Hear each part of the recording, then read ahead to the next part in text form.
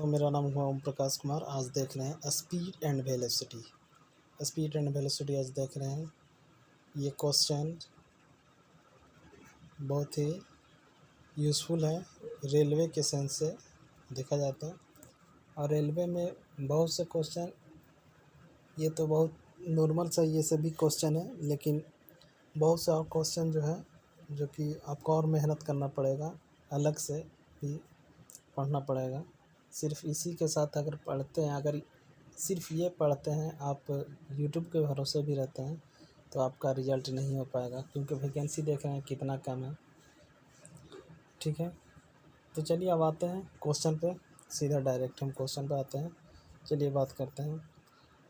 पिंड का त्वरण प्रदर्शित करता है। पिंड का त्वरण क्या प्रदर्शित करता है? पिंड का त्वरण क्या प्रदर्शित करता है? तो इसका जो ऑप्शन हो जाएगा यहाँ, तो ऑप्शन ये इसका तो ये एग्जाम्पल है, d² बटा d² s बटा td²। इसका ऑप्शन हो जाएगा बी। चलिए अब आते हैं क्वेश्चन नंबर यहाँ भी ये भी एग्जाम्पल है। चलिए अब आते हैं एग्जाम्पल पर। एक समान तल वाली सीधी सड़क पर नियत त्वरण पर दौड़ने वाली कार के संबंध में इनमें से कौन सा कथन सत्य है? कौन सा कथन सत्य है? यहाँ देखिए, यहाँ जो है नियत त्वरण, यहाँ जो है नियत त्वरण लिखा हुआ है, नियत त्वरण। तो नियत त्वरण का मतलब हो जाता है समान त्वरण। नियत त्वरण का मतलब हो जाता है समान त्वरण, समान त्वरण हो जाता है। ठीक है, इसका इसको समझने के लिए बहुत सिंपल तरीक़ा से आपको समझाते हैं। जैसे 10 मीटर पर सेकेंड, 12 मीटर पर सेकेंड, 14 मीटर पर सेकेंड। ठीक है, यहाँ टाइम देखिए, यहाँ टाइम लग रहा है कितना, 2 सेकेंड। यहाँ टाइम कितना लग रहा है, 2 सेकेंड। यहाँ टाइम कितना लग रहा है, 2 सेकेंड। अब इसको मान लीजिए अंतिम वेग, इसको मान लीजिए प्रारंभिक वेग। ठीक है, त्वरण निकालने का फॉर्मूला होता है a बराबर v - u बटा t।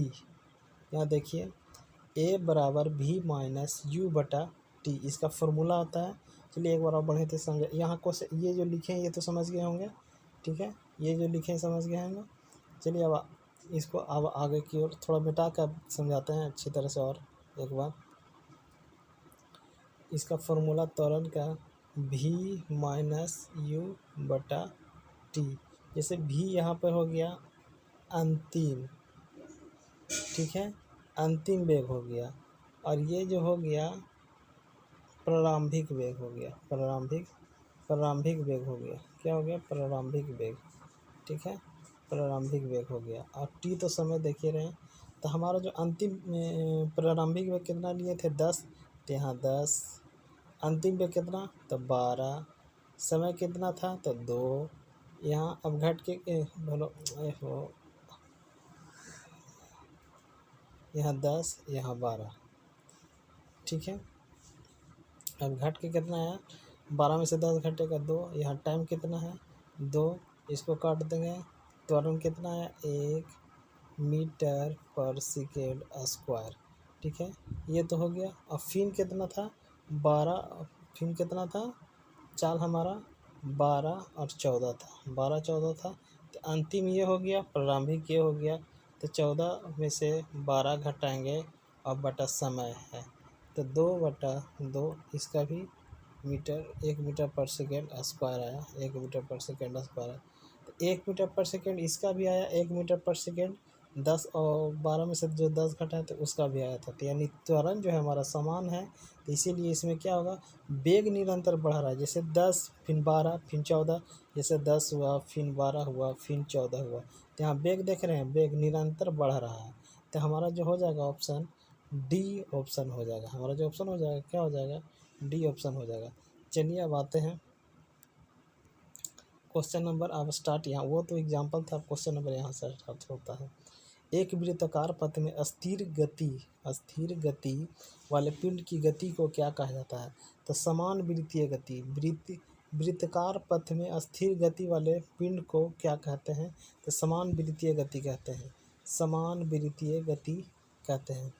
क्या कहते हैं? समान वृत्तीय गति। हमारा ऑप्शन हो जाएगा डी, हो जाएगा क्वेश्चन नंबर 1 का। चलिए अब आते हैं क्वेश्चन नंबर 2 पे। अब क्वेश्चन नंबर 2 पे आते हैं। देखिए, निम्नलिखित ग्राफ प्रदर्शित क्या करता है? निम्नलिखित ग्राफ प्रदर्शित क्या होता है? तो ग्राफ दो तरह से हो जाता है। एक होता है विस्थापन का, एक होता है विस्थापन का, विस्थापन और समय का ग्राफ बनता है, जो कि ये हो गया एक समान वेग का, एक समान वेग का हो गया। अगर इस तरह से अगर बढ़ा तो वेग बढ़ रहा है। वेग क्या हो रहा है? वेग बढ़ रहा है। इस तरह से अगर हुआ तो वेग घट रहा है। यहाँ पे अच्छी तरह से लिखा नहीं पा रहा दोस्तों, लेकिन समझने की कोशिश कीजिएगा। अच्छी तरह से तो लिखा नहीं पा रहा है, लेकिन फिर भी समझाने का हम कोशिश कर रहे हैं। आपको फिर समझाने की कोशिश कर रहे हैं। जैसे ये, ठीक है, अगर इस तरह से विस्थापन और समय का ग्राफ रहा, तो इस तरह से यहाँ से रहा, तो ये एक समान वेग का हो जाएगा। क्या हो जाएगा? समान वेग का हो जाएगा दोस्तों। यहाँ पे समान वेग का हो जाएगा, ठीक है। और फिर अगर इस तरह से फिर विस्थापन समय का रहा, अगर यहाँ से इस तरह से है तो वेग बढ़ रहा है, ठीक है, वेग बढ़ रहा है। अगर यहाँ से इस तरह से रहा तो वेग घट रहा। क्या हो जाएगा? वेग घट रहा है, ठीक है दोस्तों। और एक चीज़ और फिर इसमें भी समझा देते हैं। विस्थापन और समय का रहा, अगर यहाँ इस तरह से ग्राफ है तो विरामा हो जाएगा, विरामावस्था हो जाएगा। यहाँ विरामावस्था हो जाएगा, ठीक है दोस्तों। अगर यहाँ पे रहा इस तरह से रहा, तो यह असंभव मान हो जाएगा दोस्तों, ठीक है। ठीक, अब यहाँ पे वेग और समय का दिया, तो विस्थापन को बता दिए, वेग और समय का। तो वेग और समय अगर इस तरह से है तो त्वरण का हो जाएगा, त्वरण निकलेगा। त्वरण का मान यहाँ समान होगा, त्वरण का मान यहाँ समान होगा। इस तरह से जो दिया हुआ है, त्वरण का मान यहाँ समान होगा। और अगर इसी तरह से यहाँ पे दिया रहे तो ये समान वेग हो जाएगा, ठीक है दोस्तों। यहाँ समान वेग हो जाएगा। और यहाँ से इस तरह से रहेगा तो त्वरण बढ़ रहा है, त्वरण बढ़ रहा है। इस तरह से रहेगा तो त्वरण घट रहा है, ठीक है दोस्तों। तो यहाँ पे तो हमारा इस तरह से दिया हुआ ग्राफ, तो एक समान त्वरण हो जाएगा दोस्तों। हमारा जो आंसर चला जाएगा ऑप्शन नंबर ए चला जाएगा, क्वेश्चन नंबर 2 का। चलिए अब आते हैं क्वेश्चन नंबर 3 पे आते हैं। संवेग को किसके गुणनफल के रूप में व्यक्त किया जाता है? तो संवेग को किसके गुणनफल में रूप में व्यक्त किया जाता है? वेग और द्रव्यमान का। देखिए, वेग, संवेग का फॉर्मूला तो P बराबर m इंटू वी। यहाँ m द्रव्यमान हो गया और v वेग हो गया। तो जो संवेग जो किसके गुणनफल में है, तो वेग, द्रव्यमान और वेग का जो हमारा ऑप्शन हो जाएगा दोस्तों, सी हो जाएगा ऑप्शन, ठीक है दोस्तों। चलिए आते हैं क्वेश्चन नंबर 4 पे। संवेग परिवर्तन को क्या कहा जाता है? अगर संवेग में परिवर्तन हो जाए, यानी चेंज हो जाए संवेग, ठीक है दोस्तों, तो उसे आवेग कहते हैं दोस्त।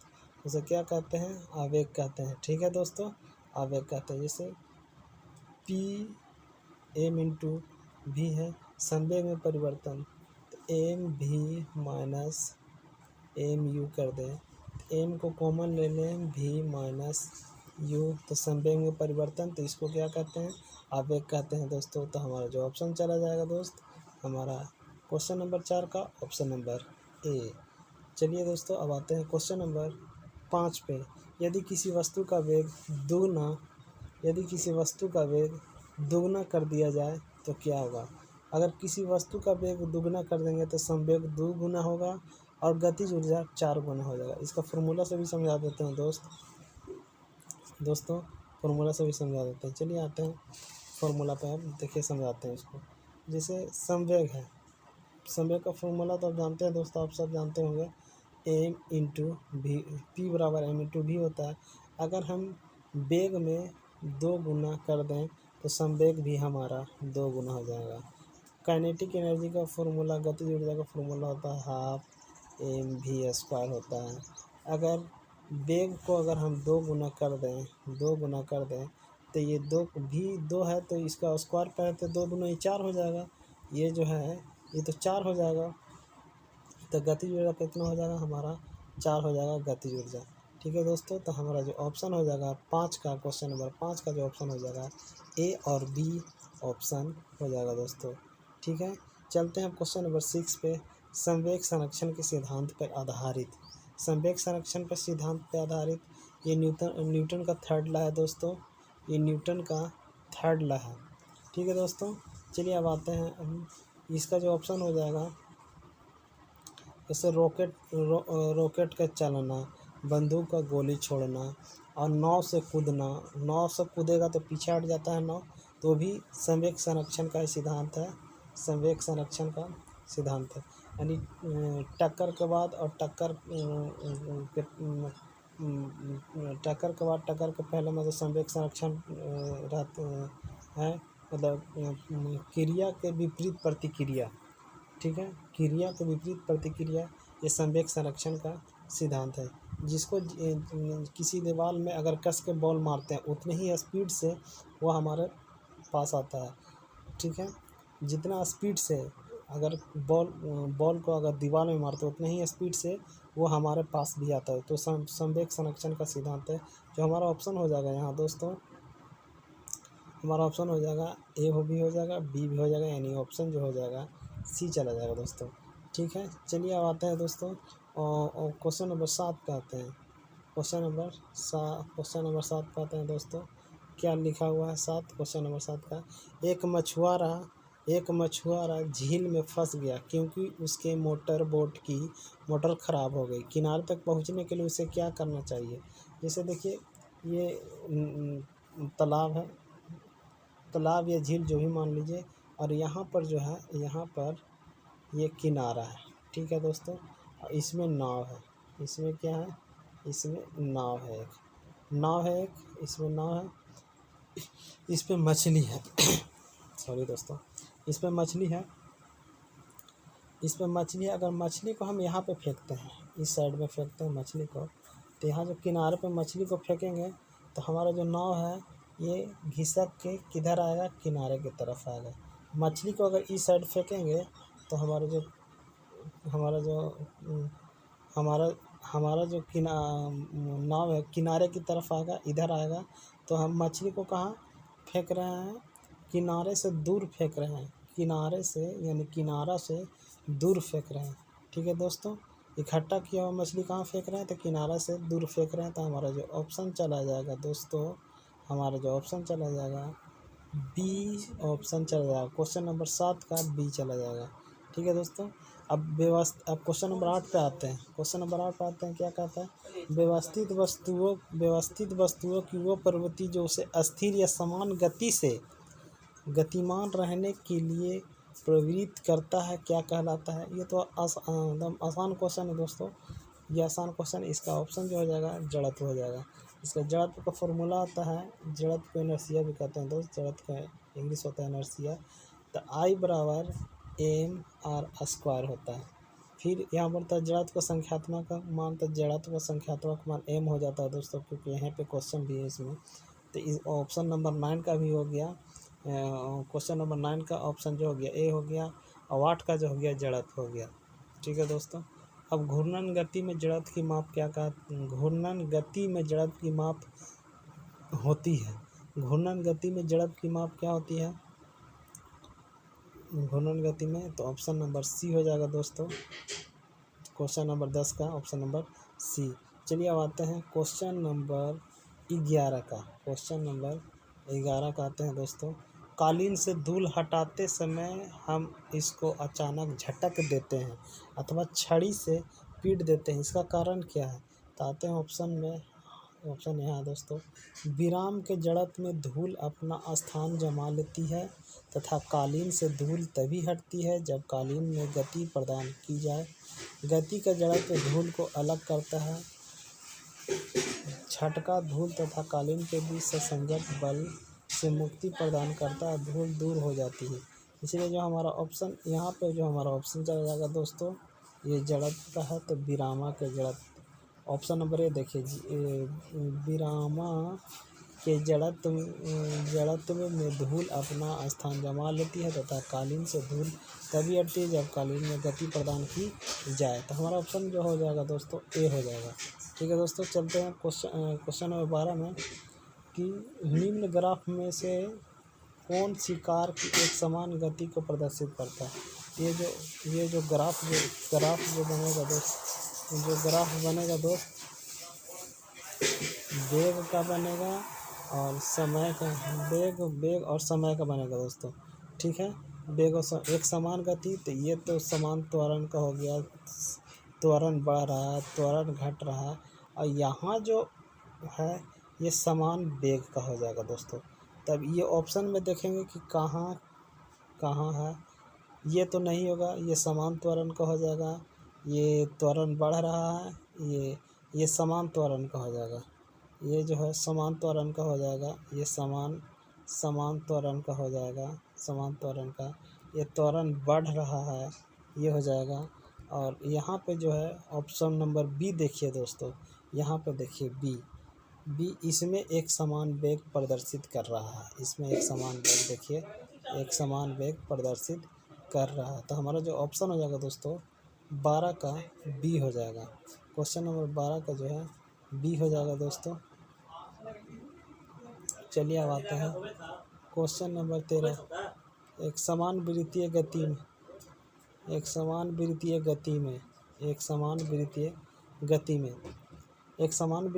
में दोस्तों, एक समान वृत्तीय गति में चाल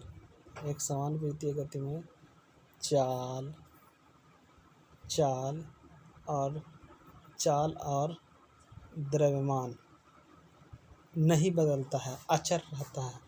एक समान वृत्तीय गति में चाल और द्रव्यमान नहीं बदलता है, तो हमें ऑप्शन अब क्या देखेंगे कि चाल अचर है, चाल नहीं बदलता है, वेग चर है यानी वेग बदलता है। चाल और वेग दोनों चर हैं, यानी चाल और वेग दोनों बदलते हैं, चाल एवं वेग दोनों अचर हैं, यानी चाल और वेग दोनों नहीं बदलते हैं, चाल एवं वेग अचर हैं। चाल चर एवं वेग अचर, यानी चाल बदलते हैं, वेग नहीं बदलते। तो हमारा जो देखिए कि चाल और द्रव्यमान नहीं बदलता, तो यहाँ क्या है, चाल अचर है, अचर का मतलब नहीं बदलना, अचर का मतलब नहीं बदलना, चर का मतलब बदलना। ठीक है, तो हमारा जो ऑप्शन हो जाएगा दोस्त 13 का ए ऑप्शन हो जाएगा। ठीक है दोस्त, अब आते हैं क्वेश्चन नंबर 14 पे। क्वेश्चन नंबर 14 पे आते हैं। मोटर गाड़ी ए और बी की दूरी समय ग्राफ से पता चलता है कि दूरी समय से, ये जो ग्राफ है दोस्त, ये जो ग्राफ है हमारा, ये जो ग्राफ है, ये ग्राफ को ध्यान से देखिए। यहाँ जो है, यहाँ एक समान वेग है, क्या है, एक समान वेग है, एक समान वेग है। ये थोड़ा सा विरामा की तरफ, विरामा से थोड़ी सी गति कर रहा है, विरामा से थोड़ी सी गति कर रहा है। ऑप्शन नंबर यहाँ ग्राफ में देखिए, ये एक समान वेग से बढ़ रहा है। यहाँ बी को देखिए, एक समान वेग से बढ़ रहा है, बी को देखिए एक समान वेग से बढ़ रहा है, और ये विरामा में था, लेकिन विरामा से थोड़ा सा गति किया है ए। तो यहाँ जो हमारा ऑप्शन हो जाएगा ए एक समान वेग से चली, किंतु बी नहीं, पूरी दूरी तक बी की अपेक्षा ए अधिक वेग से चली, पूरी दूरी तक ए की अपेक्षा बी अधिक वेग से चली। हमारा जो ऑप्शन हो जाएगा क्वेश्चन नंबर 14 का ऑप्शन नंबर सी हो जाएगा। चलिए दोस्तों, अब आते हैं क्वेश्चन नंबर 15 पे। क्वेश्चन नंबर 15 पे आते हैं। दिए हुए काल वेग, समय वेग ग्राफ में मंदन का मान पूछ रहा है। मंदन का मतलब एक्सीलरेशन का अपोजिट। एक्सीलरेशन मतलब बढ़ना, प्रति सेकेंड में बढ़ाना, प्रति सेकेंड स्क्वायर में बढ़ाना, ये मंदन प्रति सेकेंड स्क्वायर में घटना, मंदन का यही होता है। मतलब एक्सेलरेशन का विपरीत होता है, त्वरण का विपरीत होता है, अपोजिट होता है। ठीक है दोस्तों, चलिए अब आते हैं क्वेश्चन नंबर 15 पे। जो ये क्वेश्चन जो दिया है इसके बारे में थोड़ा समझ लेते हैं। ये वेग है, ये क्या है, समय है। वेग है, समय है, हमको निकालना है क्या, त्वरण, यानी त्वरण निकालना है, लेकिन माइनस में ये आएगा। इस अगर माइनस में आया तो मंदन हो गया। माइनस का जो साइन होता है दोस्तों, माइनस का जो साइन होता है सिर्फ डिनोट करता है कि हाँ ये मंदन में है, ना कि इसे कहीं लिया जाता है माइनस को, बस डिनोट करने के लिए, समझने के लिए कि हाँ ये मंदन में है, इसलिए इसको यूज करते हैं। ठीक है दोस्तों, चलिए अब आते हैं। देखिए एक्सेलरेशन का फॉर्मूला तो बताए थे, आगे भी फिर बता दे रहे हैं, v माइनस यू बटा टी। मंदन का भी यही फार्मूला होता है दोस्तों, मंदन का भी यही फार्मूला होता है। ठीक है दोस्तों, तो जो हमारा जो ये हमारा जो, अब देखिए ये इसको मान लेते हैं अंतिम, इसको मान लेते हैं प्रारंभिक।